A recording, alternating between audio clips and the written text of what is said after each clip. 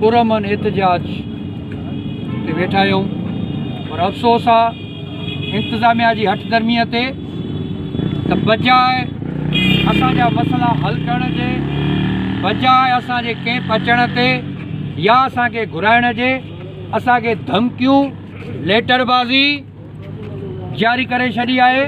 पर इहे भुलियल आहिनि असां घणो कुझु हिते वेही करे ॾिठो आहे ऐं उहो तव्हांजी ताक़त सां असां पंहिंजो फ़र्ज़ु पूरो करे रहिया आहियूं। जेतिरो असां में दम आहे आख़िरी घड़ीअ ताईं इन्हनि सां विढ़ंदासीं पर असांखे तव्हांजो साथ खपे ऐं भरपूर साथ खपे। पहिरियों जेको पुरअमन माहौल हुयो असां उनखे फेस करे रहिया हुआसीं।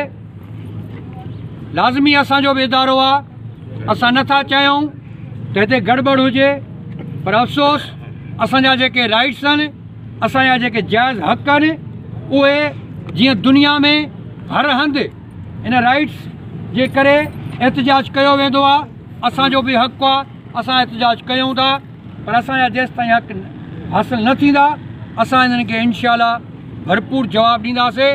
ऐं हाणे जंग जो वॾो तबल वॼी चुको अथव।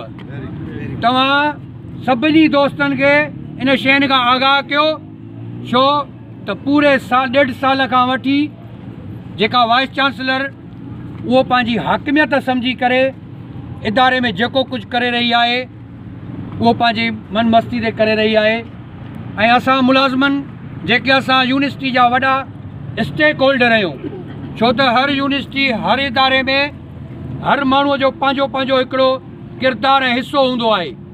जॾहिं त असां हिन सभिनी खां घणा आहियूं इहे डॉक्टर घणा हूंदा इहे ऑफिसर घणा हूंदा पर असां सभिनी खां सभु खां घणा आहियूं पर अफ़सोस आहे नाजाइज़ूं बि असां सां आहिनि।